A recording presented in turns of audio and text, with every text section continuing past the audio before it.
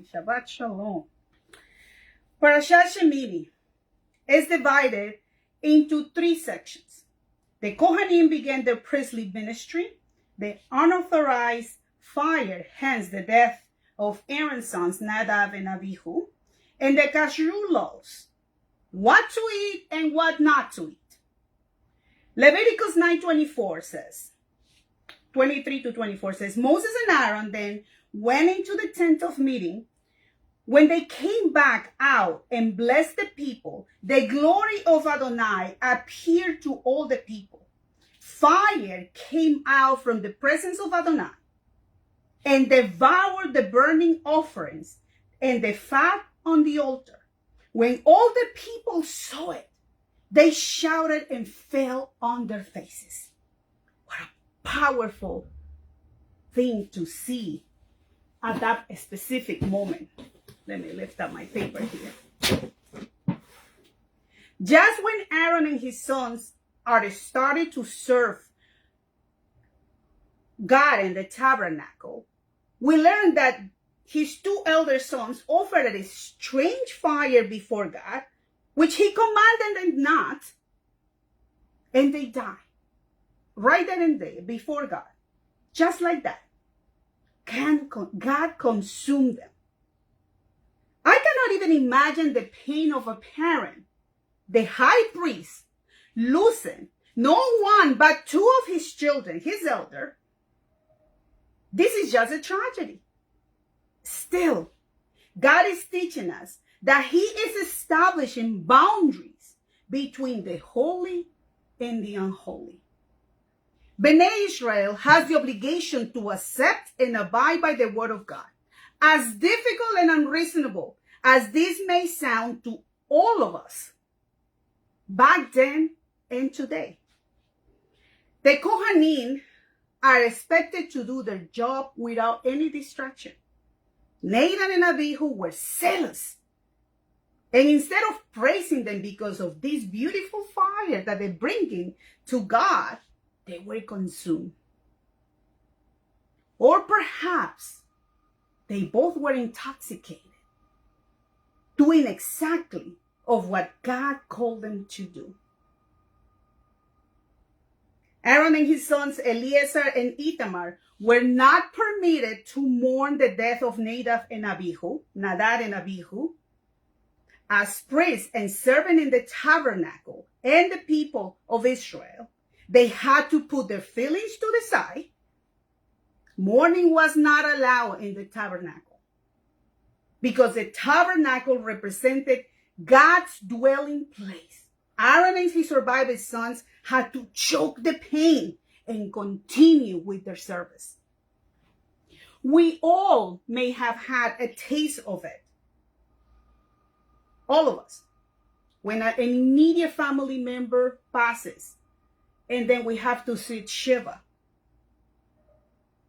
If Shiva falls, if you bury your loved one, and Shabbos comes, you need to go and celebrate Shabbat, even in the middle of Shiva.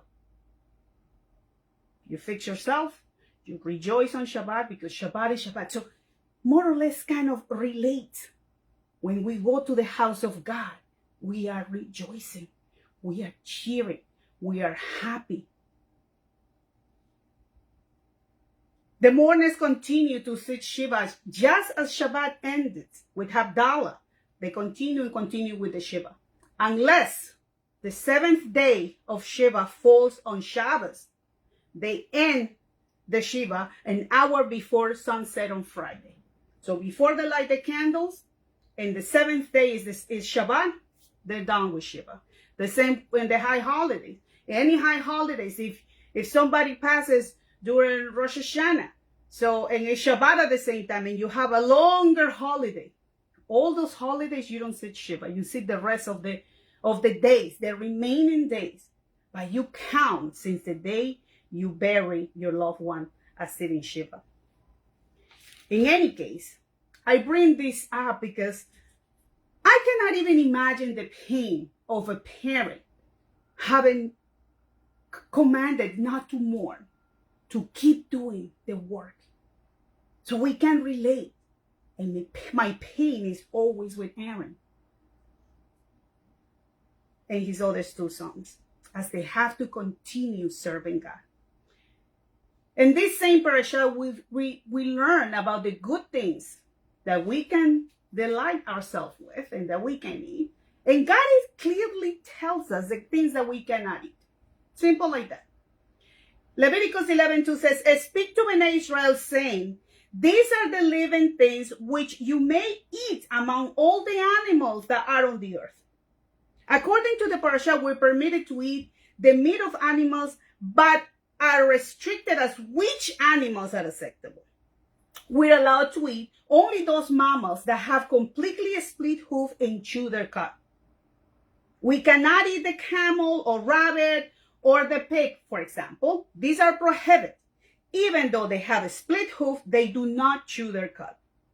As for fish, only those with both fins and scales are permitted for us to eat. So no shellfish, no shark, no dolphins, and the list goes on. You have like a guide, what to eat and what not to eat. All birds of prey were declared prohibited, like falcon, the owls, vultures, eagles, and so on, along with some insects and crawling animals. And these include crickets. A lot of Bibles mentions crickets as kosher. Don't be confused by it. The only 4 species of locusts that we may eat are the red, the yellow, the spotted gray, and the white. But nowadays, not really a lot of Jews eat that. Perhaps you will find a few, but not really. Because we don't really know which one is kosher. And when in doubt, just don't. You want to eat locusts? Of course. John did it in the New Covenant. He ate the locusts with wild honey. But the distinction was clear and was made between animals that were and were not permitted. The clean and unclean. In other words, between holy and unholy. Simple as this. We can have the best desire of doing something that is good and it looks good, but it's not what you were supposed to do. It's not supposed what you're supposed to do. There we have Nadab and Abihu. They were doing something good, but they were not supposed to. Everything looks perfect. Sometimes don't you find yourself in a situation that you want to do something good and you get hit by it and you say, but I did all this. You were not permitted to do so. It was not your place. It was not your position. You were not supposed to. That's it. Period. As you may think, we know that. At the end of the day, we observe the laws of Kashrut. Why? It's a simple explanation. Because God has commanded us to do so. And that should be enough for you, for me, and for everybody around. And you may think, oh, we know that. But now we're believers in Yeshua. Yeshua changed the whole thing. The whole spectrum, all foods are clean. Look at the vision, Peter's vision. Let me dig into here. I will get into it later. Some traditional observant Jews claim that it's only the non-observant Jew who looks for reasons in order to eventually reject the laws. Even though I know a lot of them that may eat anything outside their homes, they keep a kosher home. They keep a kosher kitchen. And they have been, and actually a lot of Jews have chosen to be vegetarian. To them is the ultimate kashrut law to be a vegan, vegetarian completely. The fascinating part of this parasha, as someone who keeps a kosher home, is the amount of Talmudic laws about kashrut and the proximity of the Pesach holiday. The laws in this parasha describe that what we can and we cannot eat. There is nothing in this parasha telling us about separating dishes, utensils, sinks, ovens, dish towels, dishwashers, and the list goes on. It's ginormous. And actually, I do have a book. I don't know if I have it around, but I do have a book about the kosher home. The list is unbelievable. The laws in this parashah describes clearly this, but doesn't tell us all the additions. Even the separation of milk and meat are mentioned in a later parashah. In fact, most of the Kashrut laws that we follow are missing from the Torah. The regulations we follow today were set in writing later, 200 CE, including all the commentaries. The process of clarifying biblical laws continues until this day. Everybody argues about Jewish law. What to eat, what not to eat, how to do it. You didn't do it. I don't know if you have seen this joke around if Jews kept Christmas. There will be a whole set of rules about the Christmas tree. It will be a set of rules about how to cut it, who cut it, where to bring it, how to enter, what the lights. If the light goes out, the whole lights is no good. And they will make a rule for everything. But anyway, moving on. Kashrut laws are even more strict during Pesach. From cleaning and getting rid of the chametz, and then getting new pots, new dishes, new everything. Cleaning to the extent, and this is for our Orthodox Jews, that they go to the extreme of cleaning absolutely everything from clothing, closets. It's like the spring cleaning. It was born from Judaism. You know, and they go through absolutely everything. Pockets, they throw anything that is no good anymore. And I remember I have this friend that a week before Pesach, he says, I'm ready for Pesach. And his sofas were wrapped so nobody can sit on it and nobody can bring any little tiny crumb of chametz. The kitchens, everything with foil paper, so with tin foil, so nothing gets dirty. Anyway, moving right along. Jews who completely reject or at least ignore the laws of Kashrut, Jewish law, concerning kosher, concerning food, during the rest of the year, while these ignore any Kashrut laws, the same Jews feel the obligation to abstain from bread during Pesach, during Passover, even if that is the only thing that they may remove from their diet. Bread. Here again, many of the laws that we follow for Pesach are not in the Torah, but something that has been passed from generation to generation. There is nothing in the Torah about changing dishes or cleaning our ovens without a blowtorch. The oral tradition has so much force in our lives. So much that many times for many Jews is stronger than the Torah itself. The Torah has a huge position, but the traditions have take a big strength in the life of the Jew. So where I'm going from here, tradition is built in a way of living and passed again from generation to generation. Many believers in Yeshua, Jews and non-Jews, believe that Yeshua came here, remove anything that was traditionally Jewish, like Shabbat, like the high holiday, like Kashrut. Everybody believes, and they believe it with all their hearts. Yeshua resurrected on Sunday, and therefore the Shabbat is no longer Shabbat, it's on Sunday. Oh, Yeshua was born in Christmas, and therefore we celebrate Christmas. And they believe it with all their hearts. Yeshua was resurrected on Sunday and he celebrated. So we celebrate Easter and we put a bunch of eggs so the kids go collect the eggs on Easter. Also a pagan holiday, pagan rooted holiday. So I don't want to get lost here. Luke 10:8 says, Yeshua didn't come to change his ways, the ways of Torah, the way of Kashrut. It may seem like If you see Yeshua or read Yeshua, you can see him a little bit like a rebel. He was Yeshua. He is the Messiah after all. He came and he spoke with authority because he knew he was the real deal. Whatever town, Luke 10:8 says, whatever town you enter and they welcome you, eat what they set before you. And everybody says, oh, you see, we can eat everything. Is Yeshua telling his disciples to abandon the tradition, Kashrut, Torah, and just go and mingle with everybody? I don't think so.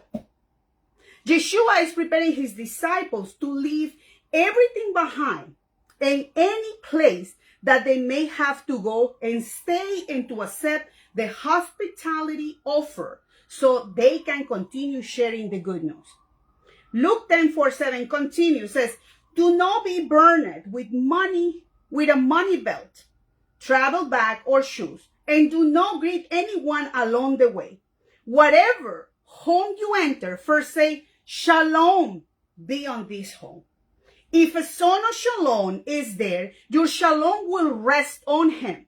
But if not, it will return to you and remain in this same home, eating and drinking the things they offer. For the worker is the servant of his wage. Do not keep moving from house to house.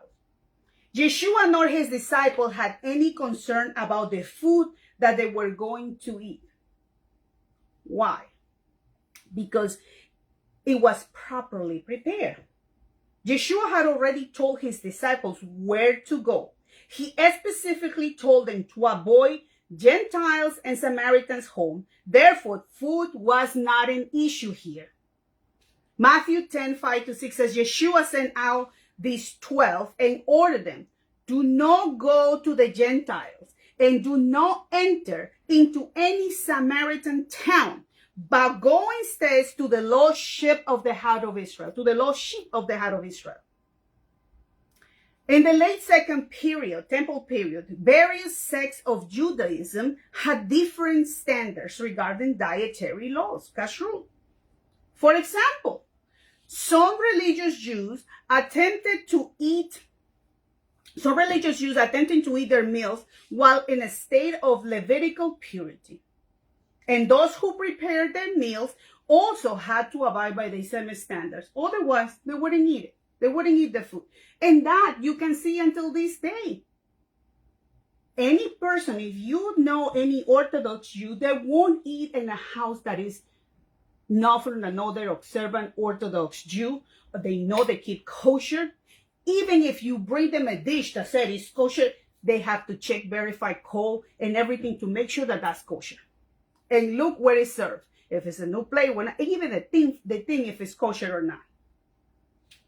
Going back to the Pharisees here, the Pharisees were also careful regarding tithing, refusing to eat any produce of the land unless they knew that it had already been tithed. If it was not tithed on it, they will refuse to eat. Regulations like this went above and beyond the Torah itself and only passed from generation to generation. This stopped the Pharisees from accepting hospitality of non-Pharisees. And when I said non-Pharisees, I'm not talking about the nations. I'm talking about all the Jews. On top of the two schools of the Pharisees, the Hillel and the Shammai, disagree about the meat and dairy separation, and they had to add more into the mix. This reminds me exactly when we say, two Jews, three opinions. So amongst them, they have all these issues. If you read the new covenant with a new set of eyes from Yeshua, from the kosher Yeshua, you will read a different, completely book, and your eyes will be open in a way that they have never been opened before. Yeshua very often agreed with the Pharisees, but this doesn't mean that he considered himself one.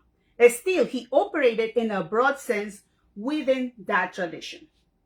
Yeshua told his disciples to eat the foods their host placed before them. They were not to raise any questions about whether or not the food was properly tithed.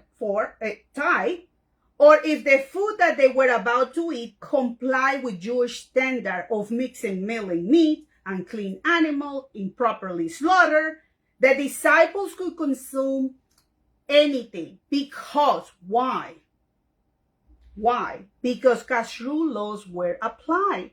Because every Jewish home kept kosher. So they didn't have that problem. By the way, do you know when Yeshua sends all his disciples? And all of this we know because of commentaries and that were written later on, that a married man that wanted to follow his rabbi for more than 30 days, he could only do with the permission of his wife. Oh, of course, if he was married, with the permission of his wife. And this is beautiful. How God even passed this and show us to keep commitment between husband and wife. Anyway, Acts 10, 11 through 16. Let me talk a little bit about Kepha's vision, Peter's vision. He says, he saw the heavens open and something like a great sheet coming down lower by its four corners to the earth. In it were all sorts of four-footed animals and reptiles and birds of the air. A voice came to him, "Get up, Peter, kill and eat." But Peter said, "Certainly not, Lord, for never have I eaten anything unholy or unclean." Again, a voice came to him a second time, "God has made clean. You must not consider unholy." This happened 3 times, and the sheet was immediately taken up to heaven. A lot of believers use this scripture to support the fact that now all foods are clean. No. And Peter was confused indeed. He refused to eat something that was not kosher. He is given the vision to help him understand God's future plans to share the good news of Messiah. Normally, Peter would have not associated with any of these men who were outside of the covenant community, because the Jews considered Gentiles to be unclean. Why? Not because they were different, but because they ate things that they couldn't eat. They ate things that the Torah itself said that you cannot eat. They live a way of life that was not proper. When Peter put the pieces of this little puzzle together, he concluded, God has shown me that I should not call any man common or unclean. And here is the bridge that allows Peter to share the good news. Perhaps this explains why in later years, as the disciples took the message out to the nations, many of them have adopted a vegetarian, vegan diet. It may surprise you, but back in the day, a disciple of a sage was not permitted to transmit in writing the words of his teacher. A rabbi's teaching was considered an oral Torah, an oral tradition. And as such, its transmission in writing was strongly prohibited. It seems like Yeshua's first disciples would not have written his teachings, but would have transmitted it orally. Where I'm going to this. Today, many Jews resist the message of Yeshua because he has been so tragically misrepresented among believers. He has been changed so much that he looks more like a rebel. And for, talking from that time, perhaps was a little rebel. But he looks more like a rebel that came to change, like sweeping the floor. Get out, don't do this. Let's do this. No. He didn't come to abolish the law of Moses, nor the traditions of our fathers, passed from generation to generation. Instead, he came to complete the Torah in a Jewish way, to build that bridge But it doesn't mean that we have to give up with our way of living, with our customs. Yeshua didn't abandon this. What it means? It means that we have to teach about Yeshua HaMashiach in a Jewish way. If we keep pushing away the tradition of our fathers, we keep distancing ourselves from the essence of Yeshua, who he was, why he came, what were his teachings. And we are misrepresenting God and the first believers. We are just misrepresenting God and the first believers. No more than ever. Now, no more than ever.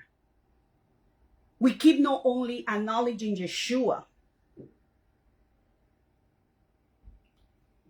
and indeed, Yeshua is the most famous Jew in history. For any Jew that do not know Yeshua or they do not accept Yeshua, the greatest famous Jew in history is Moses. And there are a lot of jokes about it, and it's funny.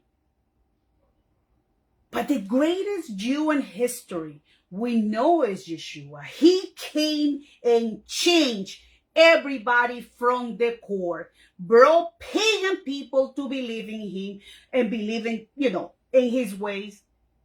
But then along the process, we were changing it. We changed it. That was not Yeshua's desire, in my opinion, my humble opinion. We as Messianic Jews are now resonating loud and clear. We are now heard. Now you can hear Messianic Judaism. 20 years ago, 30 years ago was a taboo. Nobody heard about Messianic Judaism. And if they heard, they thought about you followers Nielsen. You follow, you believe Messiah will come and you call Messianic Jew. But now we're resonating. Resonate, speak like a Jew, like a Messianic Jew. Teach about Yeshua, the kosher Messiah. Know about this man that came to change and was a rebel, changing all the traditions of our fathers, because he didn't. Proverbs 3:1-2 says, in all your ways acknowledge him. My son, do not forget my teachings, my law. But let your heart keep my mitzvot, my commandments, for length of days and years of life and shalom they will add to you. As we are approaching Pesach and we are cleaning our home, we are not only taking the bread, we're going the extra. Okay? We take everything leavened, everything that can rise, anything that can be, fermented.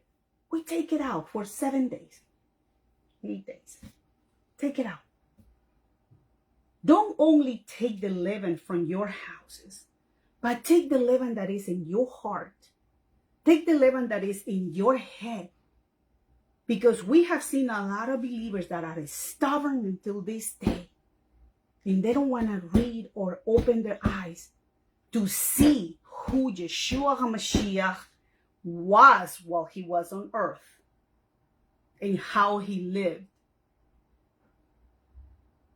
He was perfection. A Jew walking in Torah, keeping kosher, keeping Shabbos, perfection. By keeping what God considers unclean and holy away from us, we have an opportunity to imitate Yeshua in a Jewish way as he lived, and who above all is near to the Father, and who always remained faithful and near to Israel, and now more than ever coming closer to our people to share the good news of this kosher Messiah. Shabbat Shalom.